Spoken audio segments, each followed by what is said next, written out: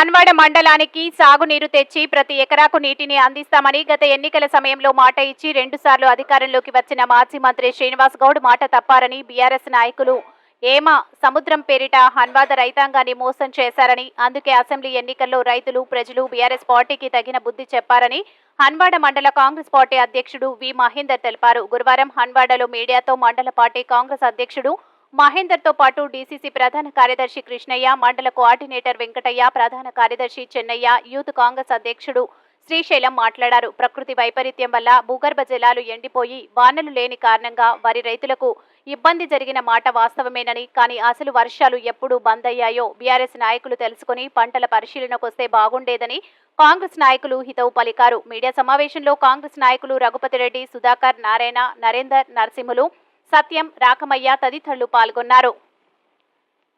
నిన్న హన్వాడ మండలంలోని అమ్మటోల్పల్లి గ్రామం లోపల వరి చేను ఎండిపోయిందని చెప్పడం దీనికి ముఖ్య కారణము శ్రీనివాస్ గౌడ్ గారు. ఎందుకంటే గత 2 పర్యాయాలు గెలిచిన తర్వాత ఏమసముద్రం పూర్తి చేస్తా, కరివేన పూర్తి చేస్తా, ఉదండపురం పూర్తి చేసి హన్వాడలో ఉన్న ప్రతి ఎకరాకి నేను నీళ్ళు ఇస్తానని చెప్పి ఆ ఓట్లు వేయించుకొని మళ్ళీ పారిపోయినటువంటి శ్రీనివాస్ గౌడ్ ఈరోజు హన్వాడ మండలానికి వచ్చి ఏ ముఖం పెట్టుకొని చెప్తున్నాడు. అంతేకాకుండా మా ప్రభుత్వం ఎన్నో అభివృద్ధి కార్యక్రమాల లోపల ఆలోచన చేస్తుంది. ఇప్పుడు ఏమసముద్రం కానీ ఉదండపురం కరివేన మా ప్రియతమ నాయకుడు రేవంత్ రెడ్డి గారు ఉన్నారు. అన్ని అభివృద్ధి ఫలాలు అయితే ఈ పంటలు నష్టపోయిన వాళ్ళకు కూడా ఏ విధంగా పారితోషం ఇవ్వాలో ఆలోచన చేస్తున్నారు. రైతుల ప్రభుత్వం ఇది, బీదల ప్రభుత్వం ఇది, బలహీన వర్గాల ప్రభుత్వం ఇది అందరిని ఆదుకునే ప్రభుత్వం. దయచేసి మీరు అపోహలకు వెళ్ళకండి. మా ప్రభుత్వం అన్ని విధాలుగా ఆదుకుంటుంది. మీరు ఏదో వచ్చి ఈ ఎంపీ ఎలక్షన్ కొరకు ఏదో ఓట్లు వేయించుకోవాలని మీరు స్టెడ్ చేస్తుండ్రు. మిమ్మల్ని ప్రజలు నమ్మరు. మీరు ఎప్పటికి కూడా మహబూబ్నగర్ లోపల టీఆర్ఎస్ ఎమ్మెల్యే కానీ టీఆర్ఎస్ ప్రభుత్వం కానీ ఇక రాదు, మీరు కళ్ళలోనే ఊహించుకోవాలని చెప్పి ఈ సందర్భంగా నేను తెలియజేస్తున్నాను.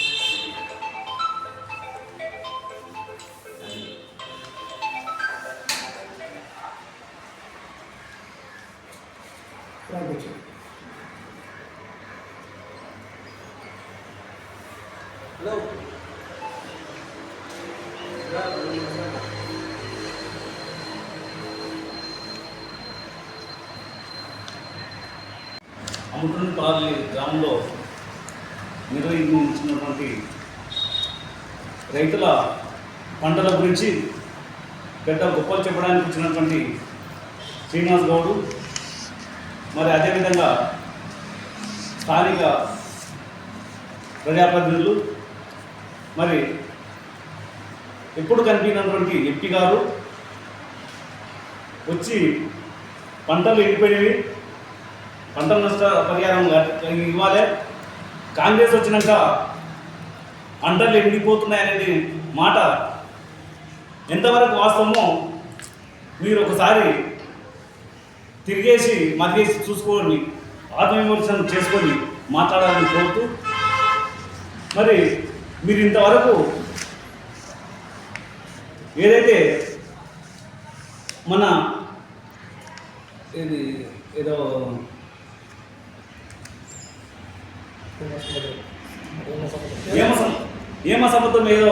ఏమసముద్రం నుంచి నీళ్ళు తీసుకొచ్చి రైతులను సస్యశ్యామలంగా చేస్తామని చెప్పి ఏదైతే మాట ఇచ్చిందో, మరి ఆ మాట ఏమైంది? మరి ఆ మాటకు మేము అడ్డుపడి మీరు తెచ్చిన కాలంలో మేము అడ్డమేసి కాంగ్రెస్ వల్ల అడ్డమేసి నీళ్ళు లేక పంటను ఎండుకొట్టినామా, లేదా మరి మీలాక కేసీఆర్ కట్టినటువంటి ప్రాజెక్ట్ ఏదైతే ఉందో ఆ విధంగా ఏదైతే కుంగిందో ఆ ప్రాజెక్టుగా మేము చేసినామా? మా విధంగా చేసినట్టుంటే మీరు నిరూపించిందని మేమన్నా నిరూపించింది మీరు అవగాహన చేసుకోండి. మీరు మీ శాత కాదు, మీరు ఏ పొందు శాత కాదని అందరూ తెలుసు, మీరు దైవాన్ని కూడా తెలుసు. వీళ్ళ నుంచి ఏ పని శాత కాదు, వీళ్ళు పోతున్నారు అని చెప్పి ముందే మీరు పోయే ముందే అన్ని వర్షాలు కూడా తగ్గుముఖం చెప్పినాయి. ప్రభుత్వం పోతుందండి, ప్రభుత్వం ఎన్నికంటే వేసింది, మరి కాలం కూడా ఎన్నికంటే వేసిందని చెప్పి కాలమే మాకు సూచకము చెప్పింది మా పార్టీ రావడానికి. మరి ఈ విధంగా ఇవన్నీ సూచనలు చెప్తున్నా కూడా మీకు సిగ్గు లేదు, సోయి లేదు. మళ్ళా పంటలు ఎండిపోయినాయి, అవి ఎండిపోయినాయి. నేను గత వారం కిందనే అగ్రికల్చర్ ఆఫీసర్లకు నేను ఫోన్లు చెప్పిన వాళ్ళకి చెప్పి అడిగి తెలుసుకోండి. పంటలు చాలా ఎండిపోతున్నాయి. మీరు ఇంతకుముందు మీరు పంట వేసుకోవద్దని రైతులకు ఆర్తాడి పంటలు మాత్రం వేసుకోండి, మరి తరి పంటలు వేసుకోవద్దని చెప్పలేదని సార్ని అడిగితే, లేదు మాకు ఎవరు ఏం చెప్పలేదని చెప్పి వాళ్ళు చెప్పిండ్రు. మరి వాళ్ళకి చెప్పినా కూడా మరి ఇప్పుడు వాళ్ళని ఏం చేస్తారు సార్ అని అడిగితే అక్కడక్కడ తిరిగి మీరు మండలం మొత్తం అన్ని మండలాల, మా మండలంతో పాటు అన్ని మండలాలు కూడా తిరిగి చూసుకోండి. వీలైతే మా ప్రభుత్వం నష్టపరిహారం ఇవ్వడానికి ఆలోచన చేస్తుంది అని కూడా వాళ్ళకి చెప్పిన. మరి మీరు రాకముందే మేము ఈ విధంగా ఆలోచన చేస్తున్నాము. మరి మీరు ఇటువంటి విమర్శలను చేయడం, ఎలక్షన్ మూమెంట్లో చేయడం తగదు. మరి ఎంపీ గారు ఓటేసిన పాపానికి ఈరోజు దొనపల్లె గ్రామానికి వచ్చిండు, మా మండలానికి ఈరోజు వచ్చిండు. పంటలు బాగుండవా, అవి బాగున్నాయి అని కాదు, మీరు ఓటు చేస్తారని మాత్రమే అనడానికి మాత్రం వచ్చిండు. ఓట్ల కోసం రాలేదు.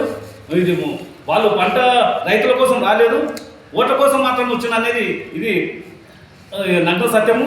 దయచేసి ఇటువంటి విమర్శలు కానీ ఇటువంటి అపరాధాలు కానీ చేయడాన్ని మీకు అందరికీ బీఆర్ఎస్ నాయకులందరికీ తెలియజేస్తున్నాం. మిత్రులకు మరియు మా తోటి సహోదరులు కోఆర్డినేటర్ వెంకటయ్య గారు మరియు జిల్లా ప్రధాన కార్యదర్శి వేముల కృష్ణయ్య గారు, యూత్ ప్రెసిడెంట్ శ్రీశైలం గారు, యువత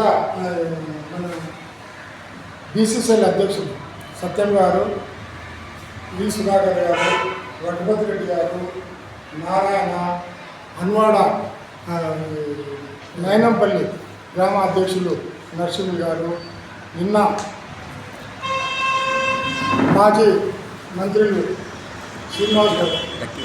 శ్రీనివాస్ గౌడ్ గారు హన్వాడ మండలంలోని అమ్మటోన్పల్లి గ్రామం లోపల రైతులు వరి చేను ఎండిపోయిందని చెప్పి నిన్న పోవడం జరిగింది. వాళ్ళ కపటప్రేమ గురించి మా సహోదరులు మాట్లాడతారు, తర్వాత నేను మాట్లాడతాను. ముందుగా మా యువత అధ్యక్షుడు శ్రీశైలం మాట్లాడవలసింది. నిన్న హన్వాడ మండలానికి వచ్చిన మాజీ మంత్రివర్యులు శ్రీనివాస్ గౌడ్ గారికి మేము ఈరోజు తెలియజేయడం ఏంటంటే, మీరు రైతులపై మీరు దొంగ ప్రేమ చూపిస్తున్నారు. మీ ప్రభుత్వంలో గత 2023లో వర్షాలు లేక ఎంతోమంది మక్క రైతులకు పంట ఎండిపోయినాయి. మీరు ఎంత పంట నష్టపరిహారం ఇచ్చిన ముందు అది చెప్పాలి. ఈరోజు యాసంగిన కాంగ్రెస్ ప్రభుత్వం వచ్చింది, పంటలు ఎండిపోతున్నాయి అని అంటున్నారు. కాంగ్రెస్ ప్రభుత్వం వచ్చింది డిసెంబర్లో వచ్చింది, 2023 డిసెంబర్లో వచ్చింది. మరి వర్షాలు ఆగస్టులో పోయినాయి. అప్పుడు ఎంతోమంది వేలాది మంది మక్క రైతులు పంటలు ఎండిపోయినాయి. నువ్వు ఎంత పంట నష్టపరిహారం ఇచ్చిన ముందు అది చెప్పాలని మేము మీడియా ముఖంగా చెప్తున్నాము. ముఖ్యంగా వర్షాలు లేక భూగర్భ జలాలు ఎండిపోయి రైతులు ఆశతో పండుతాయేమని పెట్టుకున్నారు.